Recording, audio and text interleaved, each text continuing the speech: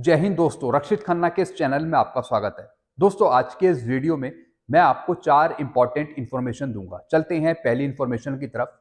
Budget 2024 सरकारी कर्मचारियों और पेंशन भोगियों के लिए बजट में होगा बड़ा ऐलान। जैसा आपको पता है, अगले साल बजट है 1 फरवरी 2024 से। देखने वाली ये बात होगी कि सरकारी कर्मचारियों को बजट में क्या मिलता है, क्या कुछ नई चीजें देखने को मिलेगी। फिर है डीएडीआर 50%। जैसा आपको पता है, जनवरी 2024 से बढ़ने वाला डीएडीआर कितना होगा, क्या 50 होगा, 51 होगा। लेकिन दोस्तों, अभी यहाँ पे नवंबर और दिसंबर के एआईसीपीएन के आंकड़े आना बाकी है, तभी क्लियर हो पाएगा कि कितना पहुंच रहा है आपका डीएडीआर जनवरी 2024 से। 50% के आसपास जा रहा है, 50 से ऊपर भी जा सकता है। लेकिन क्या होगा आपका असली डीएडीआर, कितना भारत सरकार अप्रूव करेगी। फिर है दोस्तों, इसका ऐलान कब होगा, फरवरी मार्च में, क्योंकि अगले साल अप्रैल से मई के बीच लोकसभा चुनाव की तारीखों का ऐलान होगा। जैसा आपको पता है, अगले साल चुनाव भी है। तो दोस्तों, चुनाव को देखते हुए क्या पहले ही डीएडीआर अप्रूव हो पाएगा भारत सरकार के द्वारा, क्योंकि दोस्तों फिर लागू हो जाएगी आचार संहिता, और जैसे ही आचार संहिता लागू होगी तो फिर जो और काम है वो रुक जाएंगे। तो डीएडीआर चुनाव से पहले, चुनाव की तारीखों के ऐलान से पहले ही डीएडीआर रिलीज करना होगा भारत सरकार को, चाहे वो 50% करे, चाहे वो 51 करे, चाहे वो 52 करे। ये बात की बात है कि उसे बेसिक पेंशन पे या फिर बेसिक पे में मर्ज करती है या नहीं करती है। लेकिन अभी सिर्फ हमें वेट करना है नवंबर और दिसंबर के एआईसीपीएन के आंकड़े का, कि पहले कंफर्म हो जाए कि कितना बढ़ेगा, 3% या फिर 4%, 50 होगा, 51 होगा, पहले हम ये देखेंगे।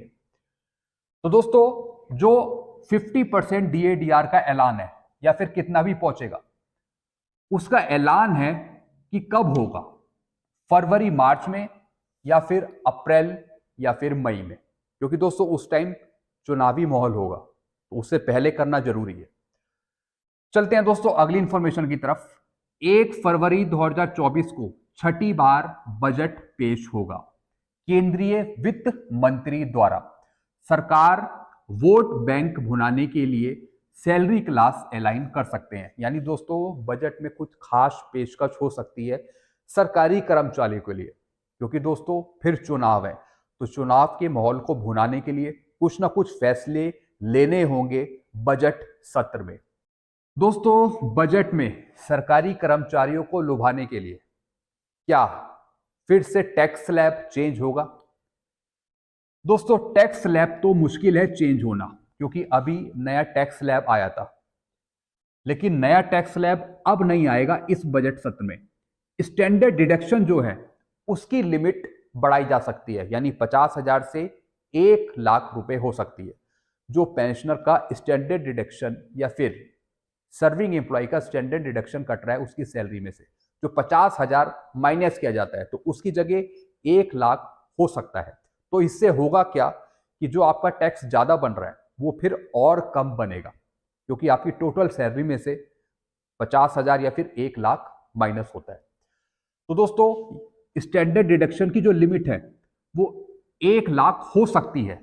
ऐसा पॉसिबल हो कि केंद्रीय वित्त मंत्री 50,000 से बढ़ाकर 1,00,000 कर दे, तो इससे सरकारी कर्मचारियों को, पेंशनर को फायदा हो जाएगा। तो ये भी बजट पे डिपेंड करेगा कि बजट में वो क्या घोषणा होती है। फिर है दोस्तों तीसरी इंफॉर्मेशन, नए साल में और क्रिसमस पर क्या मिलेगा पेंशन भोगियों को या फिर सर्विंग एम्प्लॉय को। दोस्तों, नए साल में और क्रिसमस में जो भी मिलता है, चाहे बोनस हो या फिर गिफ्ट हो, वो सिर्फ उन्हें मिलता है जो प्राइवेट सेक्टर में जॉब कर रहे हैं। अगर आप भी कहीं प्राइवेट सेक्टर में कंपनियों में जॉब करते होंगे तो आपको पता होगा कि नए साल में और क्रिसमस पे आपको क्या दिया जाता है, छोटा मोटा बोनस दिया जाता है या फिर कुछ गिफ्ट दिए जाएंगे। लेकिन सरकारी कर्मचारियों को क्या मिलेगा, उनको सिर्फ वेट करना है कि भारत सरकार क्या देती है। नए साल में सिर्फ ये पता लगेगा कि आपका डीएडीआर कितना बढ़ने वाला है, वो नवंबर दिसंबर के आंकड़े से क्लियर होगा। बाकी दोस्तों, ज्यादा कुछ नहीं मिलता नए साल में या फिर क्रिसमस पे पेंशन भोगियों को या फिर सर्विंग एम्प्लॉय को, सिर्फ डीएडीआर ही देखने को मिलता है।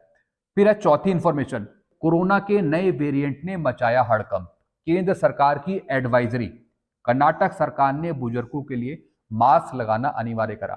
जैसा आपको पता है एक बार फिर से कोरोना ने दस्तक दे दी है, वो भी एक नए वेरिएंट के रूप में।